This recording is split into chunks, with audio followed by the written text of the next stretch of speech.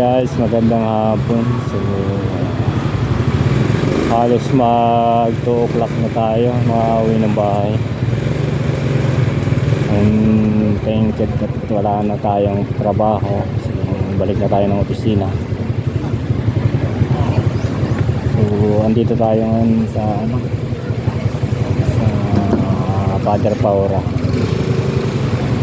Galing kasi tayo ng property division sa Supreme Court of the Philippines dito sa Manila. Bumili tayo ng notarial book. So pauwi na tayo ngayon. Dadaan ako ng Ruas Boulevard. Pauwi ng Parañaque. So sana guys hindi na traffic. So ayan.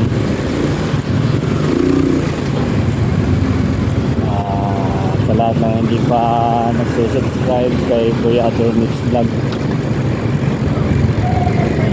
inaanyayahan ko kayong mag-subscribe. So tara guys, samahan ko kayo, papasyal ko kayo.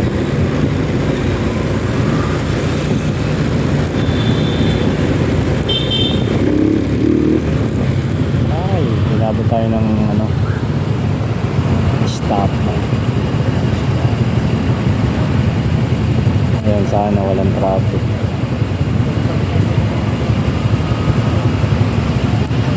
Ruas Boulevard na lang tayo.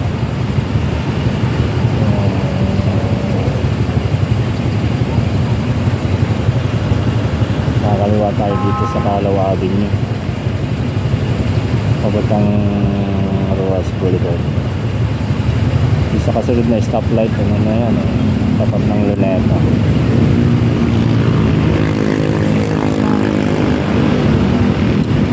Ayan guys, samahan ko kayo, pasyal ko kayo.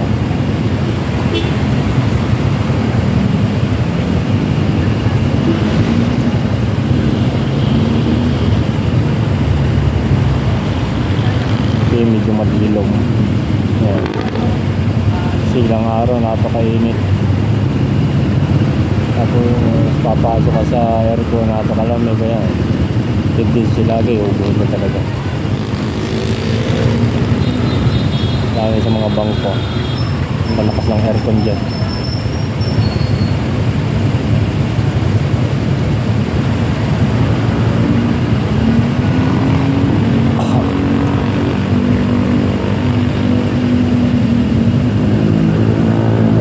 Normal na sa namin ng sasakyan sa Pilipino. Ang maliliit na probinsya nga, nagka-traffic na dito pa sa Manila.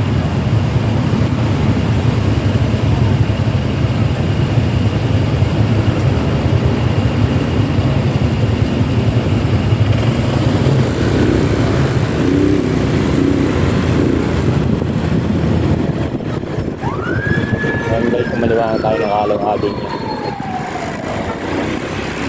Papunta tayo ng Ruas Boulevard.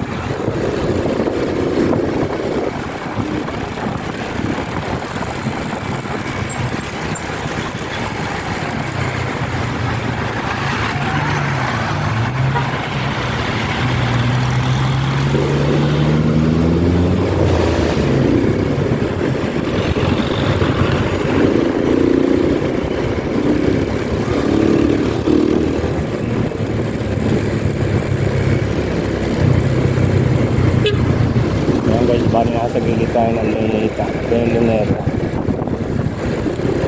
Luneta pa. Sa harap naman natin papuntang papuntang Quirino Grandstand, saka dun sa Ocean Park. Ayan, side na yan yung Manila Hotel.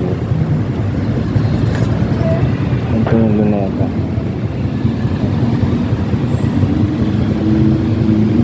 Ayan, medyo mukhang may traffic na kaunti sa Ruas Boulevard. Parang may ginagawa.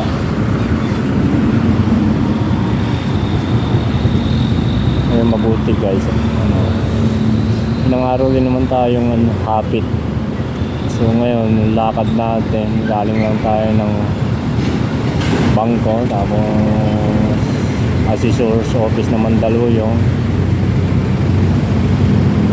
Tapos ito Supreme Court. Manila. So ngayon, uuwi na tayo.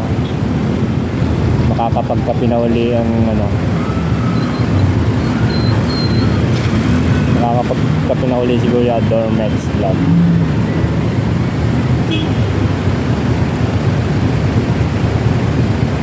Samahan nyo ako sa aking video. 1 hour lang naman siguro, sa bahay na tayo.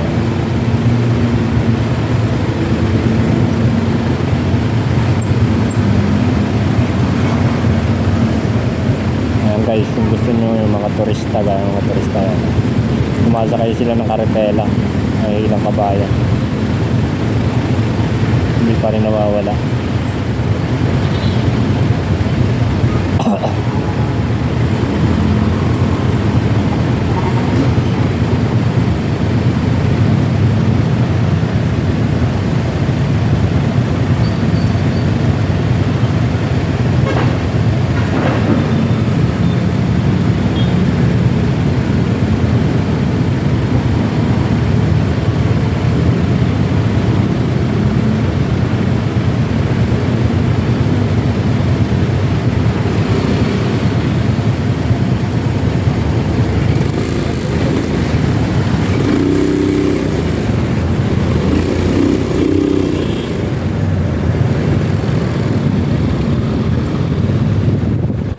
Pasaway.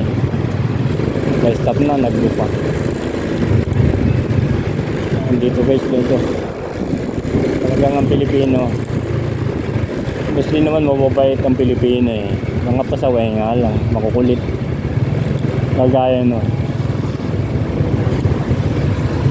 Naka-stop na yung nila, stoplight. Yung traffic nila. Tuloy-tuloy pa rin pumasok. Kung may enforcer doon, hindi ticket ang katapat niya. Tapos kung ano-ano pang idadahilan.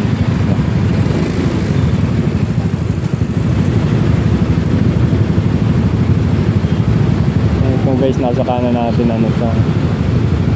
Yan ang US Embassy.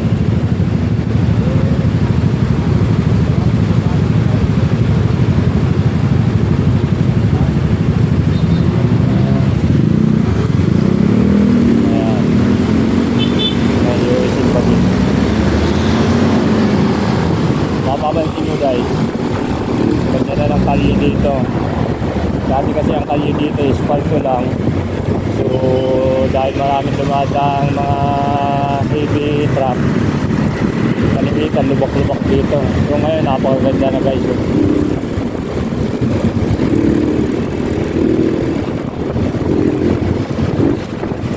Pero kailangan yung speed limit mo hanggang 80 pa. Wala pa nga sa 80. 50 to 60 lang yung speed limit tutuusin dito eh.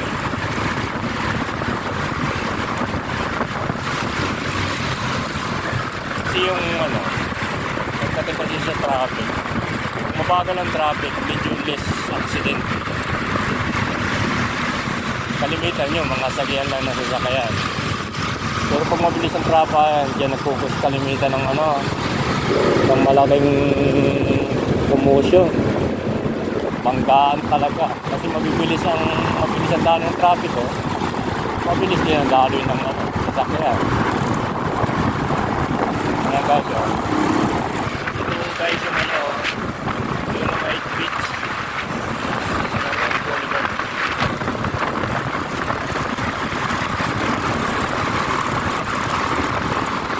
Ayan guys, dati nung ginagawa pa to,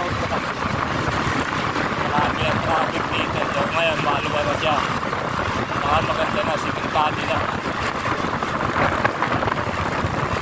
Ginawa ito sa under administration ni Iris Cotorino.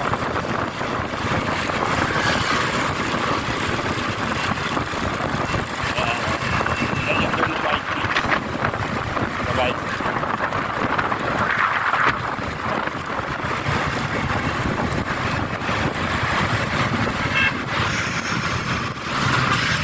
dito guys sa Manila, sa hindi nakaka-relate, lalo ko pag-vlog mo doon, talaga dugling ingat ka.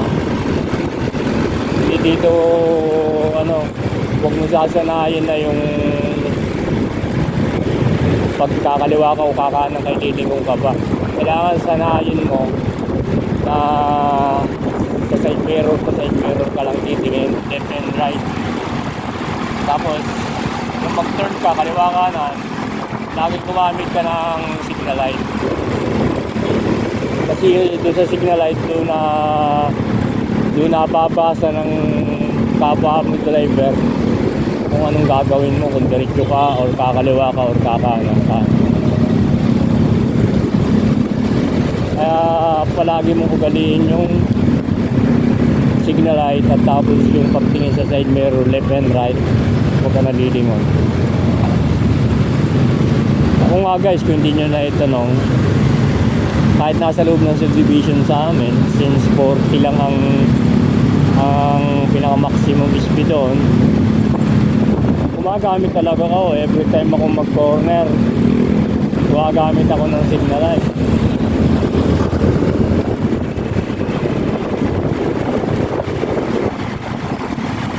Kasi yung napaka-importante kasi yan, signal light, red light, stop light. Diyan kasi tayo nare-recognize ng ating mga kalamaan driver sa likod.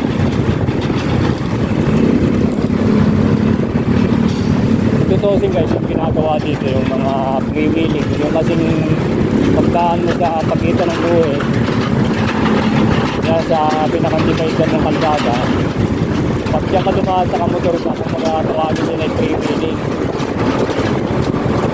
isa sa mga bawal yan guys. Dapat ganito, nakalinya kang ganyan, either 4 wheels or 2 wheels ang gamit, dapat nakalinya kang ganyan. Tapos yung distansya isang sasakyan.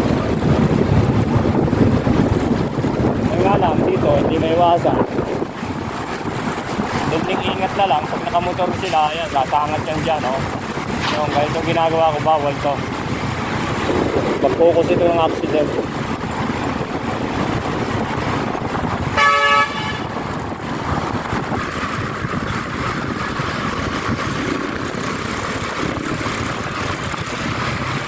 Kaya mahirap dito maging ano, yung galaw ng sasakyan dito malayong malayo sa ano, bang galaw ng sasakyan sa probinsya.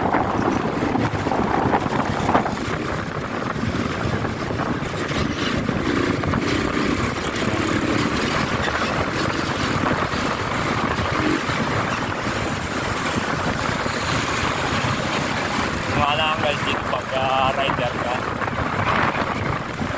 lagi kang talo. Either sa panahon, talo ka. Pag maulan, basa ka. Pag mainit, napakainit. Init ng kalsada, init ng sasakyan, init ng kalye, init ng ulo ng kapwa driver. Kaunti sagi, magagalit na. Kaya ito guys, simentado na din ito hanggang dito sa ano, Baclaran. Approaching na tayo sa Baclaran flyover. Mapapansin nyo guys, napakaganda ng parking.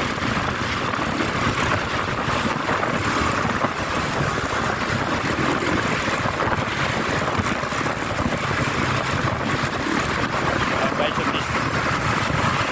Nata po guys, kaya tama yan, pinaka-signal siya. Ganun dapat yung tamang pag-drive. Kasi pag aksidente, walang sasabihin magaling dyan. Kahit sabihin dupliigat mo, pag pinabot ka talaga ng aksidente.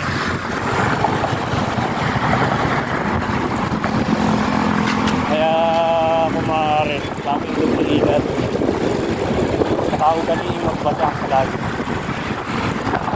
Mga traffic signage. Kasi ang aksidente, segundo lang yan, isa't mata lang yan.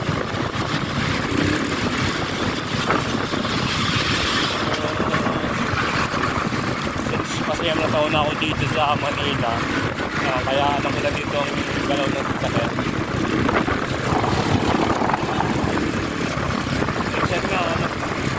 Minsan nga nababa ko pa ako mag-drive sa probinsya, kaya ng Quezon. galaw ng sasakyan. Tapos guys, mag-drive ka rito, either 2 wheels o 4 wheels ang tanong mo or ano man sasakyan, hindi ka naman pampasahero, nagdadaan sa mga footbridge saka mga terminal, naiipit ka ng traffic dyan. Kaya gagawin mo, kakaliwa ka ng pinakakaliwa kung sa outer lane or inner lane. Kasi pag nag-kanan ka, outer lane sa kanan, maiipit ka na doon mga pampasahero, bus, jeep, taxi. Kaya mahabala ang lakad mo. Kaya dito ka dapat liling yan.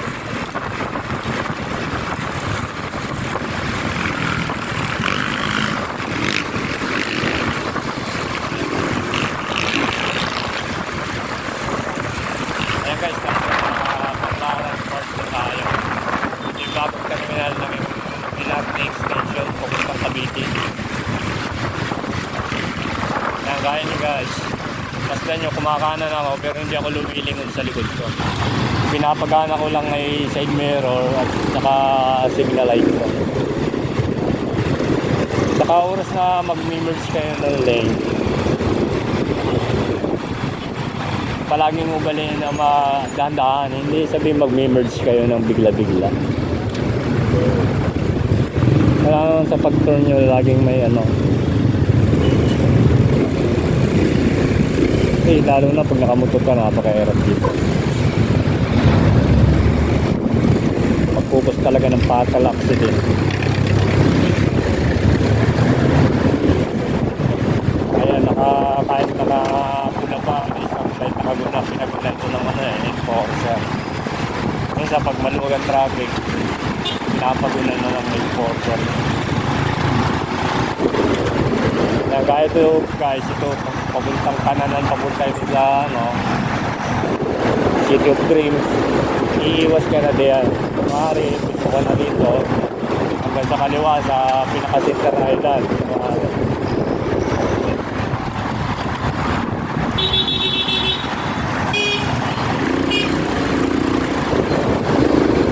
Yan guys, malapit na tayo. So pagdating natin ng stoplight dito,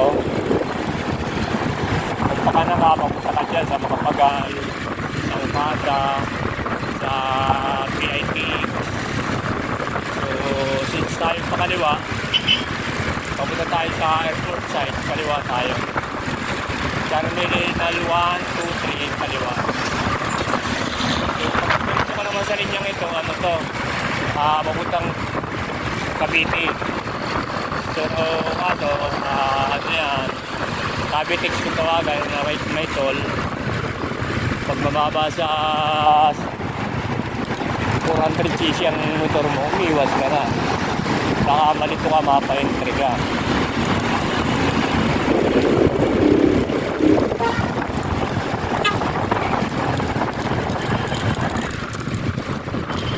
Yan ganito guys. So ganitong nakahinto, yung stoplight. Hanggat maaari, magutay-utay ka na paharap. Para pag go, mauna kayo. Kasi yung mga 4 wheels, maiipit ka pa niyan eh. Hindi agad nag-go yan eh. Tapos dito sa ganito, ang technique dito ka sa pinakakanan side, diba? Mabilis ka makakalusot. Kahit ang dala mo yung 4 wheels, lisod ka agad, diba? Kasi doon ka lulusot sa kaliwa, naroon yung mga sasakayang babagan ng turning noon.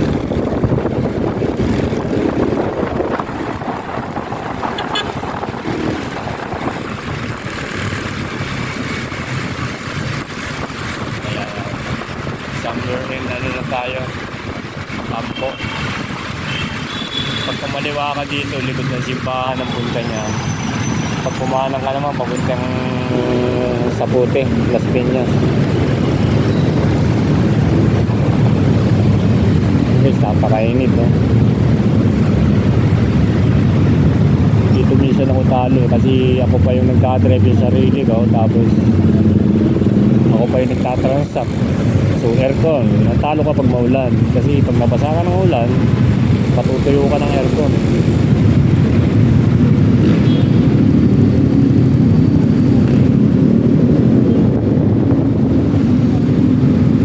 Pero kahit dito city, Manila, hindi nawawala talaga dito yung mga pasaway na driver, napakakarami. Hindi sasabihin sa mga probinsya lang, marami din dito. Oh, kaya naman naka-short, naka-chinilas. Ito, simbawal yan sa ano, sa National Road. Kasi once na sumimplang yan, puro sugat abutin ang paa niyan, walang sapato. Saka yung chinilas, may tendency sumabit yan sa cambio, sa brake. Kaya ang allowed talaga dapat nakasapatos.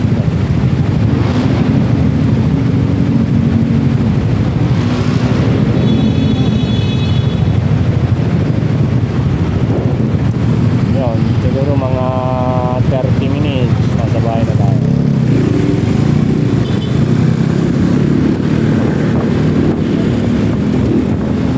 Guys, itong nasa diretso natin, ano ito, papuntang Terminal 3. Pag kumaliwa ka sa Terminal 3, kumaliwa, itumpok na yung Terminal 2, sumanod ka sa Terminal 1 naman.